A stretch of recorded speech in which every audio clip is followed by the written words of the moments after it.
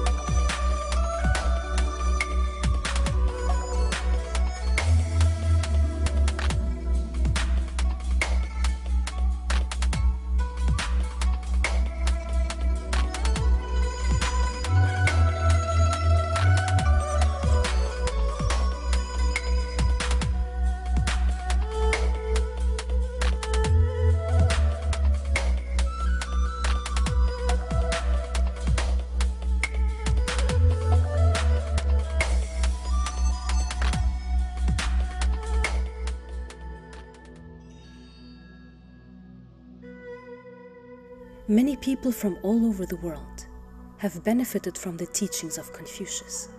His emphasis on personal, civic, and governmental morality, his teachings on love and the importance of family, the value of diplomacy over warfare, and the middle path he walked in not hesitating to punish the lawbreakers.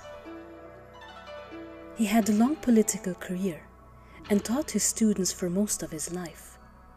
His teachings were so profound that they lived on throughout the centuries in what has become known as Confucianism today. Confucianism is not always considered a religion, but more of a way of life, even though Confucius has taught of an afterlife or heaven. Confucius says, Wen Wang Jimo Wen Bu Zai Ce Hu. King Wen, the founder of the Zhou dynasty, is long gone, but is not his culture here with me? And he's looking to heaven and saying, heaven protects me. Heaven protects me to make it possible for people born after me to participate in this culture. Confucius is often portrayed more as an Eastern philosopher than a prophet of God. But Imam Ahmad al-Hassan, peace be upon him, the promised messenger and reformer today, said that Confucius is a prophet from the 124,000 prophets of God, teaching benevolence, charity, humanity, love, kindness, all of which are fundamental virtues of Confucianism. How could anyone imagine he was anything other than a prophet?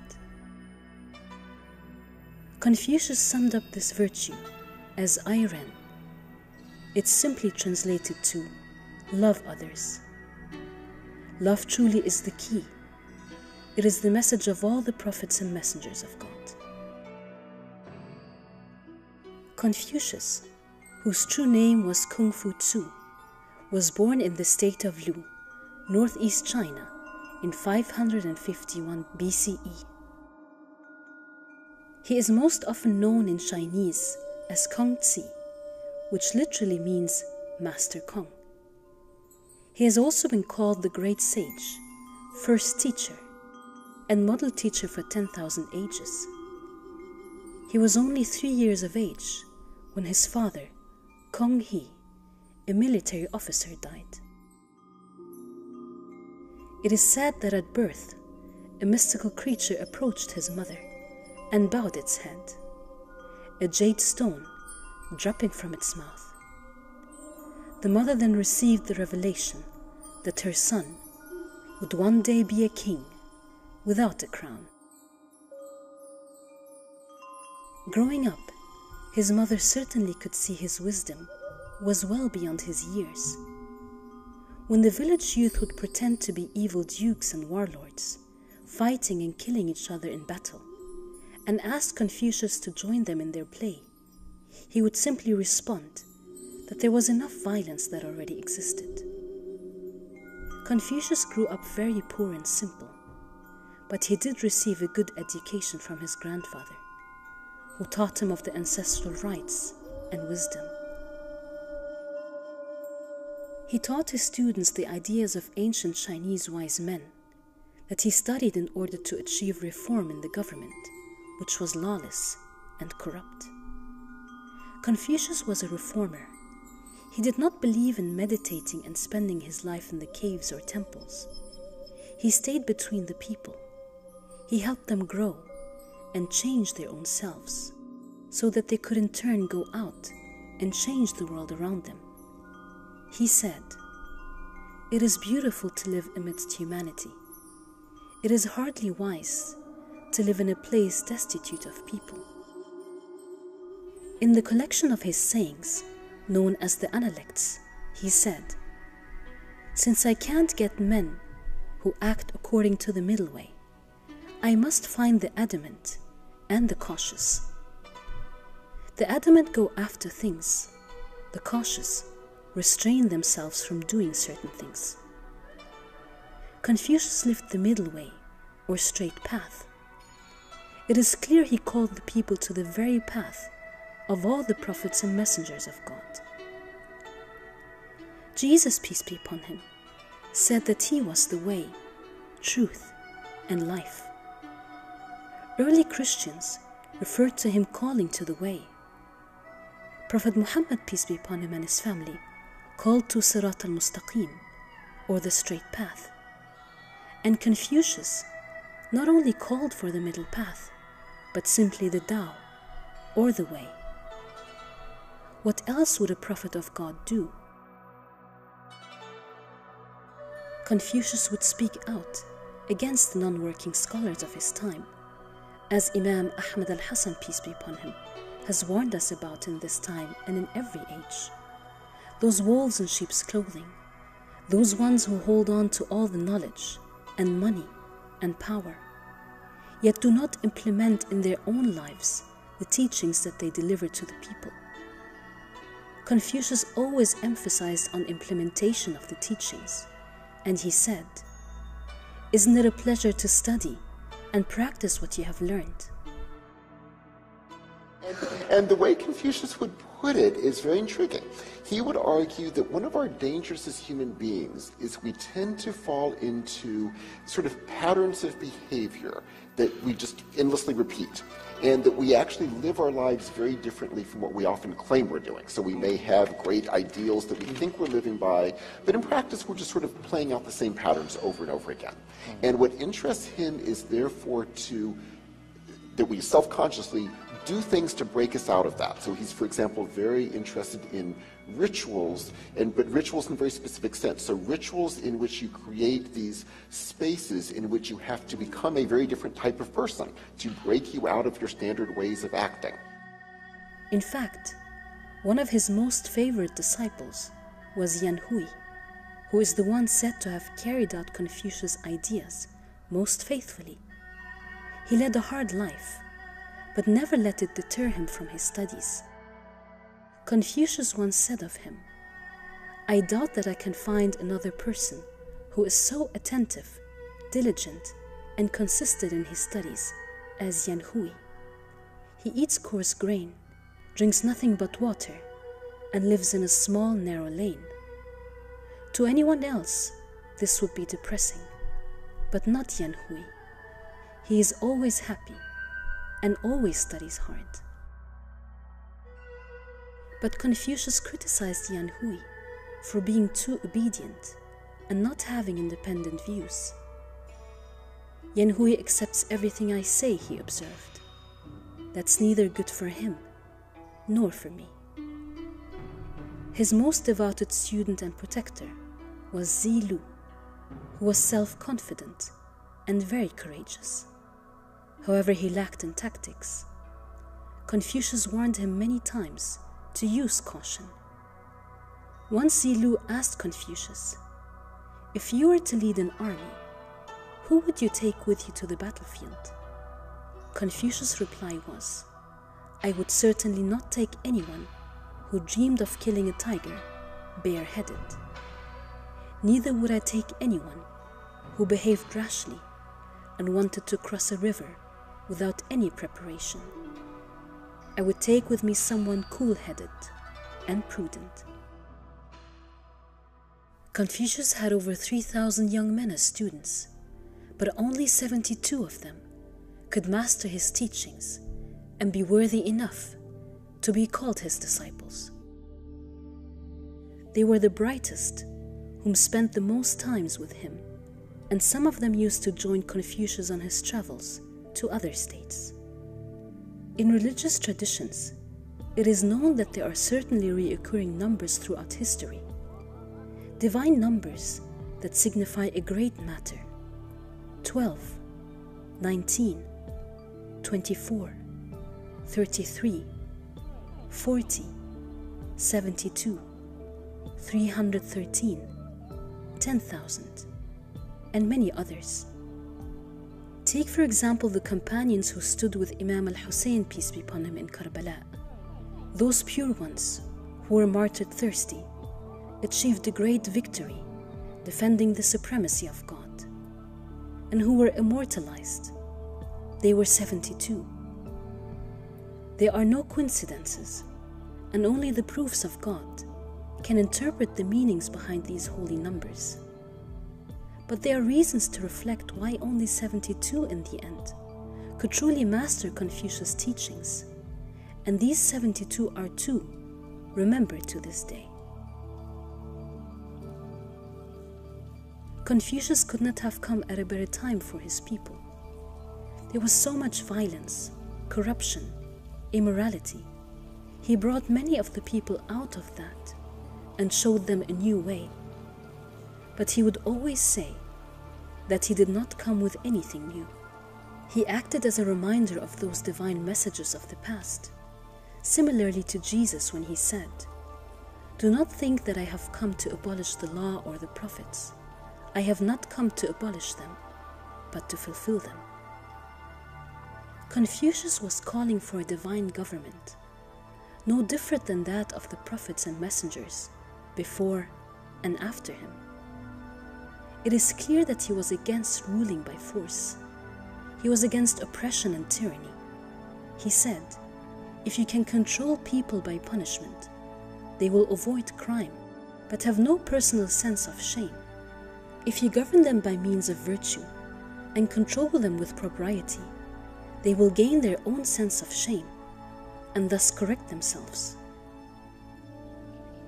Confucius said, "If good men governed for 100 years, cruelty could indeed be overcome and killing dispensed with." If leaders were good, he believed that people would do the same, and that this would result in a peaceful, happy and progressive society, a divine just state. And this is what the Black Banners of the East is calling for today. And this is why we follow the teachings of the family of Muhammad, the purified. Muhammad, Ali, Fatima, Hassan, and Hussein. And today, they are brought to life through the Mahdis And this is why we say, O Ahmed, O Abdullah, O Mahdi, from you Ahlul Bayt is goodness, and in you is goodness, and upon you is goodness. Ahmad al-Hassan, Abdullah Hashim, Abbas Sadiq, and Mahdi, those Mahdis mentioned in the will of Prophet Muhammad, that will rule with justice and equity, and will end the tyranny and injustice that has filled this world. They are leaders by divine right, but they are also leaders by the good example. They lay out a path that the believers aspire to walk, that straight and noble path. They lead and show us the way. Confucius didn't just call for leaders to be good on a personal level, but to be fair to the people. There is an instance where a duke was complaining to Confucius about the people not paying enough taxes and were empty-handed when he would go to collect.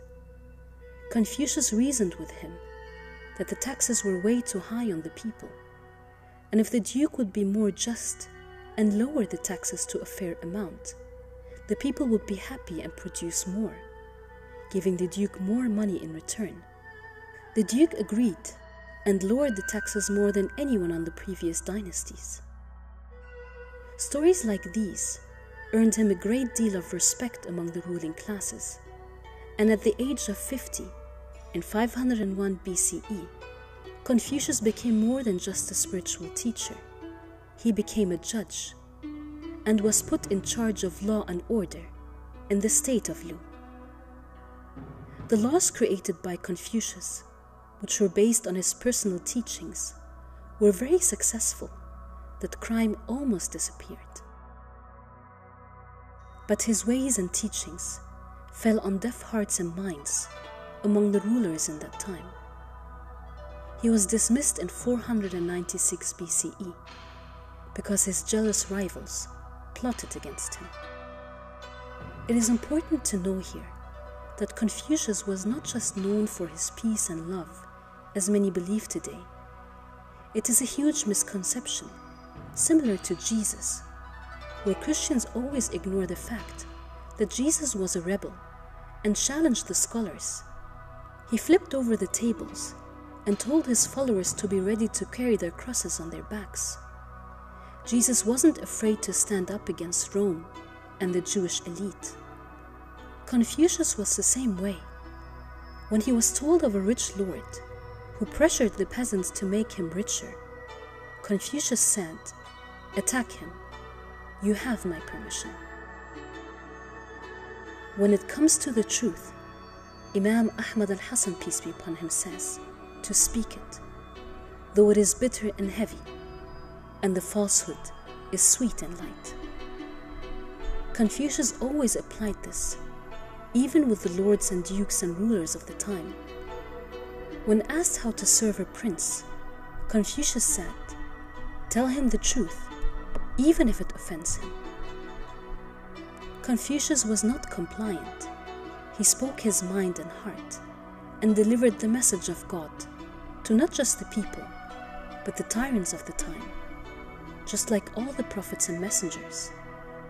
And that's why his closest disciples' obedience neither benefited him or his master, because in some cases it was not truthful. When Yan's master Confucius was constantly seeking and speaking the truth, he expected the same from his followers. When Confucius was removed from being a judge, he began to wander the lands with his closest disciples. He spent the next 12 years as a teacher and won great admiration. Confucius' aim in his travels was to seek the support of princes and dukes in putting his political views into practice. During this period, from 55 to 68 years of age, he visited the 6 states, Wei, Chen, Chao, Song, Teng, and Chai, and was accompanied by a small group of his closest disciples. He was welcomed and respected everywhere, yet he gained no real power or higher appointment, a king without a crown. Sometimes he was even treated coldly, sometimes even attacked and roughed up. He even suffered from hunger. He was invited to return home by Ji Yangxi, the Prime Minister of Lu. And though he was treated well, the Prince of Lu did not accept his doctrines. Confucius then focused his energies on revising the classics of old and teaching his students, delivering the message of God that have aided people until today. He died at the age of 72 on November 21st, 479 BC, in Khufu, China. When Confucius died, some of his disciples put up huts beside his grave and lived in them for 3 years in mourning. Confucianism, which was founded by his followers, is one of the largest and oldest religions in China and in the world. But the classical Confucianism, the true teachings of Confucius, have been lost, muddied up by the deceptive infiltration of the Jesuits. Jesuit Matteo Ricci, the 16th century Italian scholar and priest, stands as a hero of the Jesuits today and one of the founding figures of the Jesuit China missions. His 1602 map of the world in Chinese characters introduced the findings of European exploration to East Asia. In 1583, accompanied by a handful of Jesuit faithful, he traveled along the dangerous edge of China. China was then almost unknown to Western travelers. Scholastics had to be intimate with the subtleties, as well as the spiritual exercises and deceptions devised by the founder of the Jesuits, Ignatius Loyola. Mary Lavin gives us insight on the Jesuit plot, on the business of Jesuit infiltration. Matteo Ricci incorporated elements of Confucianism within Catholicism, the use of incense, for example, or meditation. At the same time, he and his disciples were attacked as meddlesome foreign devils, spies and apologists for Rome. But Ricci continued his cover and accommodated those in the region with bribes and other means. In his 3 decades in China, he learned Chinese and even dressed as a Buddhist monk himself, learning all he could from the teachings of the prophet Confucius, from the religious adherents, adding his own Catholic twist along the way, corrupting their rituals and beliefs, and then brought back his own version of Confucianism to the West, what people are practicing today. The Jesuits were even the ones who took his true name and Latinized it to what is known as Confucius in the West. Examine the early texts, which true Confucianism is founded upon. There is no doubt that this religion is squarely built on a sound belief in the existence of God. It owes much of its philosophy and wisdom to revelation rather than to the contemplation of wise men. The extent to which this religion has deviated from its original course can be measured by the currently popular spirit worship, so commonly found among the adherents of Confucius today. In the source material of Confucius, however, there is not the slightest hint of any such superstitious beliefs and practices. So it is clear, as happened in the case of other religions, Confucianism also drifted away from its original sources with the passage of time. Many superstitions and erroneous practices crept into it at the cost of the belief in one supreme God. Confucius is well remembered for his golden rule: what you do not wish for yourself, do not do to others. It was also recorded that he said, "Never impose on others what you do not choose for yourself." It has been confirmed by many historians, philosophers, and theologians that the golden rule did not originate from Jesus, peace be upon him, as many Christians believe, but in fact originated from Confucius. He, like Jesus and so many other prophets, taught the believers to turn away from the material world and prefer the more simple life. But even in wealth, Confucius chose the middle path and taught his followers, Wealth and high station are what men desire, but unless I got them in the right way, I would not remain in them. Poverty and low station are what men dislike, but even if I did not get them in the right way, I would not try to escape from them. Confucius not only taught of heaven, but he taught something that no matter what background or faith you come from, you will know very well, and that's to not judge others. He said, when you see someone of worth, think of how you may emulate. When you see someone unworthy, examine your own character. Jesus reminded us of the very same thing when he said, do not look at the splinter of your brother's eye, rather look at the timber in your own eye. It is clear beyond any doubt from the words of Ahmad al-Hasan, peace be upon him, and from the life and teachings of Confucius, he was a prophet from the prophets of God, and he even reached the rank of infallibility. He said, at 15, my heart was set on learning. At 30, I stood firm. At 40, I had no more doubts. At 50, I knew the will of heaven. At 60, my ear was obedient. At 70, I could follow my heart's desire without overstepping the boundaries of what was right. This means that he could live without any concern of the minor sins or wrongs. He had become infallible from that.